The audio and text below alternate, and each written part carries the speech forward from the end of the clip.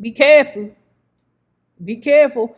When you go talk to Smokey about business, you might end up with his pickle in your mouth. Two hearts.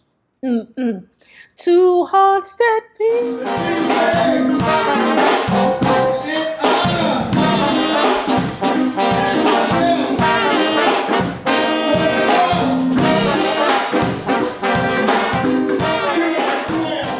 In Marvin's Madness, I might have seen a preview of my own paranoia, but I wasn't looking. I was preoccupied with a change in my own affairs. It involved Meta. We were still seeing each other, but I found out she was also seeing another guy, a young actor. Because I could never give Meta all of me, I always knew it was going to happen. But now that it was here, it still hurt. And there was no one to blame but myself. You could have told me. But GE, you found out anyway. I know, but I would have rather heard it from you. I want to know, was Smokey Robinson like paying people to follow her? How did he find out? If somebody was to even come to you and say, "Hey, Smoke, I seen your girl the other day," I would have stopped that. Whoa. Stop it. You know I'm married. You know our situation. Don't make it worse. Don't do that. Smokey the Robinson, are you stalking? Are you stalking that little girl? And don't she deserve to have somebody else in her life that's fully available? That's the selfishness of a married man. You know they want to have their way. Even if their way isn't the right way, they still gonna try it, child, and got the nerve to be in their feelings. You could have told me, but GE, you found out anyway. I know, but I would have rather heard it from you. I didn't want to hurt you. Sounded like what I told Claudette when I left her. Only this time it was Meta telling it to me. That's what you get. You can't be the only mucker on the block breaking hearts. Better press on. I couldn't help but cry. I love this lady, but I also had to tell the truth. I want what's best for you, I said. I want you to be happy. I couldn't expect you to stay with me, not when you can only have me on the run. That's not fair to you. If this cat wants you for his only woman, he's doing more than me. He's accessible to you at all times, and I'm not. You and him don't have to duck and hide. That's freedom, baby, and you deserve it. It was 1981, and Diana's drive for independence was at its height. She'd moved to New York. Do you think I'm crazy to leave Motown? Diana Ross asked. It was 1981, and Diana's drive for independence was at its height. She'd moved to New York. From her penthouse at the Sherry Netherland, she'd call me in Beverly Hills. I don't think it's necessarily crazy, baby, I said, but I do think there's something to say for the people who raised you and understood you best. What about the money, Smoke? RCA had offered her a fortune. We'll never be able to match it. If you make the decision on bread alone, we don't have a prayer. But wouldn't it be for me to get away, to start planning on my own? Don't you think I've been too pampered and protected? Hey, TT, Tony Turner, the guy who wrote the Temptations book that we had read a while back, he also said that part of the problem with the Motown acts is that Motown created this bubble, or Barry Gordy created this bubble where he treated all his acts with a certain regard, where they were all made to feel special. Okay. And they thought they could get better somewhere else. And when they went somewhere else, they didn't get that same treatment. I think you've been loved, maybe spoiled, but look what it's done for you. This endless love thing is your biggest single yet. I'm confused, Smoke. I really am. Can I come out and talk to you about it? Anytime, baby. Anywhere. Be careful. Be careful. When you go talk to Smokey about business, you might end up with his pickle in your mouth. Two hearts. Mm-mm. Two hearts that beat as one. My life has just begun. We carried on the dialogue in person. I tried to make Diana see that self-management wasn't easy. First Barry and then Mike Roshkind had done a phenomenal job of shepherding the Supremes and Diana's solo career. They made few mistakes. Ross was now a superstar, a show business legend. Why bite the hand that feeds you? If I don't try to go it alone, I'll never know, she explained. Whatever happens, I told her, I'm going to be pulling for you. Since signing with RCA, she's only had one real hit, Michael Jackson's Muscles. She calls me now and then, but I hardly hear that pushy, perky energy that once characterized my neighborhood buddy. She sounds a little lost, as though she's living in an opulent world where no one knows where she comes from and no one knows who she is. Smokey's confirming what Tony Turner said, that Motown was a detriment to its artists. It made them feel like queens, kings, princes, princesses, and sometimes a court gesture. Candy had moved to LA. It had been many years since we'd been together. Don't know whether it was my heartache over Meta or whether I'd never really put Candy out of my mind. Either way, when I went to visit my niece Sylvia and her husband, who were temporarily living with Candy, the old fire was rekindled. You're just going to leave that right there. Why was Sylvia and her husband living with your ex? What the world? Not as a frequent thing, but as a once-in-a-while treat for us both. I was moved by her loyalty. A treat. That tells me that Candy got freaking nasty with you, Smokey. She knew how to get the freaking nasty. And that was a treat to you. Mm-hmm. No matter what happened with Meta, or for that matter with Candy, Claudette remained not only a great person in my mind, but a girlfriend, my first, who could never be replaced. Yet something was missing. It frightened me to think about it, but slowly our romance was evaporating. We were in Paris. Five had gone on tour with me, a song I'd written and sung. I don't care what they think about me.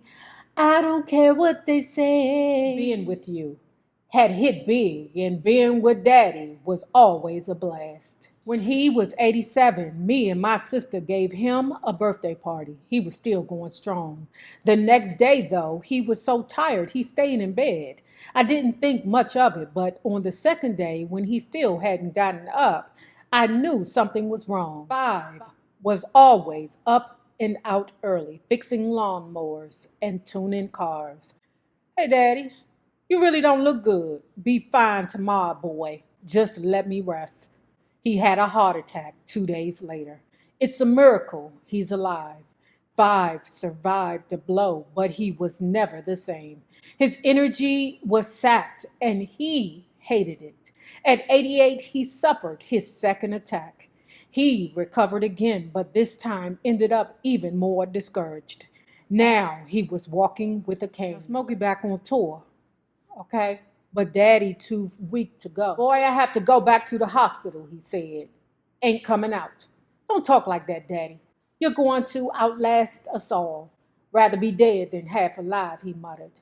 At 89, he had his third heart attack. From then on, he was seriously sick. I was playing in New York when he was hospitalized with pulmonary problems. He was the one who called to tell me. Boy, he said in a voice shaking with pain, when you going to be back? In a week. Why? I'm in the hospital, and I'm just wondering. I'll be home first thing tomorrow. Don't bother, I'll wait for you. What do you mean wait? I'll wait, that's all. He hung up. The doctors assured me he was in no imminent danger. But the next night, he called again. You say you'll be home when? He asked. In 6 days. Fine, I'll wait. Stop talking that shit. 6 days is fine. From then on, he called me every night while I was gone, asking the same question, assuring me he would wait. When I finally arrived in LA, I went straight to the hospital and brought him home. Leon Kennedy, the actor, was waiting for us. I called Leon my brother. I met him at Leo's Casino in Cleveland. It was the 60s, and he wasn't even old enough to get into the club. People had been telling him he looked like me, and he wanted to see for himself. I adopted him for life. I loved him. Over the years, he was known as Leon the Lover. In 1 month, he had more women than I'd known in a lifetime. I never imagined that one woman could hold him down. Ooh, do y'all remember Leon Isaac Kennedy in Penitentiary 1 and 2? Leon the Lover, Leon the Lover, Leon the Lover. Where did Leon Kennedy come from? Like, I don't know. Like, I could Google it, but I ain't gonna stop and do that right now. But I was like, where the hell did he come from? Man, oh man, that thing was so fine, baby. Ooh. Oh, I remember having the VHS Betamax thingy, and baby, we had Penitentiary 1 and 2. I met her, Smoke. It was 5 in the morning, and Leon, all worked up, was on the other end of the line. Met who, man? And this better be good, because I was dreaming of something sensational. The girl I'm going to marry. Bullshit. I don't believe that. You, Leon the Lover, married? The folks down in hell better get themselves overcoats, because it's about to freeze over. No, man, I'm serious. Her name is Jane Harrison. She's the former Miss Ohio and the finest, sweetest chick I've ever seen. You got that right. I would say Jane Kennedy and Vanessa Williams were the most beautiful women of the 80s. A year later, me and Leon were standing at the altar waiting for Jane as she walked down the aisle. What a beautiful bride. I was his best man, still amazed that he was actually getting married. But by then, I knew Jane Kennedy, and I knew why Leon was awestruck. In some ways, I always felt protective of Leon, but in the final analysis, he was the one who protected me. See, Leon became a highly evolved, deeply spiritual man. He loved 5 as much as me. He also knew that Daddy was a doubter. Leon was determined to get him to accept the Lord before he died. And by God, he did. When we got home from the hospital, it was clear that Daddy wanted to die. He'd just been waiting to say goodbye to me. I could feel him letting go. He surrendered. It was scary, but also beautiful. I kissed him on his lips. I love you, I said. Boy, he whispered, I love you too. He closed his eyes. He was gone. The last time I laid my eyes on my mother, she had already passed. I just wanted to kiss her in the mouth one more time. Yep, I kissed her dead body goodbye. And said, I love you. Without Daddy's advice, without his emotional support, I wasn't sure what would happen to me. Word. Claudette helped, but somehow I was feeling estranged from her. Candy helped too. I told you how she knew and loved Daddy. It was around this same time, though, that she hit me with startling news. I'm pregnant. Ever since Claudette and I had been married, she maintained a simple position. I can tolerate your hoes, but what I will not tolerate is a baby. That's what a lot of women say. Those words were profound. They touched my heart because I knew they were born out of Claudette's difficulty in carrying a pregnancy till term. Lord knows she had tried so many times. How could I, a man looking to get out of his marriage, be afraid of my wife leaving me? I don't know, but I was. Maybe I'd grown accustomed to her being my other half.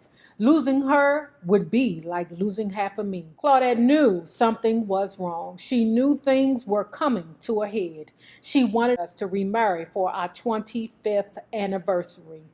Friends we knew were celebrating the same anniversary and suggested we have a double wedding. I can't do it, baby. I can't do it just for appearance sake. You're so far away, Claudette said. You're somewhere off in space. This was when my drug thing began. when I started smoking rock cocaine cigarettes. I forget, we call them woolies or woodies in DC. I forgot what the hell y'all call them over there on the other coast. I forget what y'all call them over there on the west coast. Okay. But at least Smokey Robinson is being honest about it. I know I'm about to piss some of you hoes off about the DMX, but DMX, fuck you. In the sky. Okay. You still sexy as hell. He tried to say that somebody tricked him and gave him a crack cigarette. And he didn't know that it was a quack cigarette. You knew that thing was a quack cigarette because crack crackles. That's why they call it crack. So anyway, Smokey started smoking them crack cigarettes. This was when my drug thing began, when I started smoking rock cocaine cigarettes. I'd sneak the shiz around the house little by little. I'd get higher and higher. I want you to reconsider our marriage, Claudette said.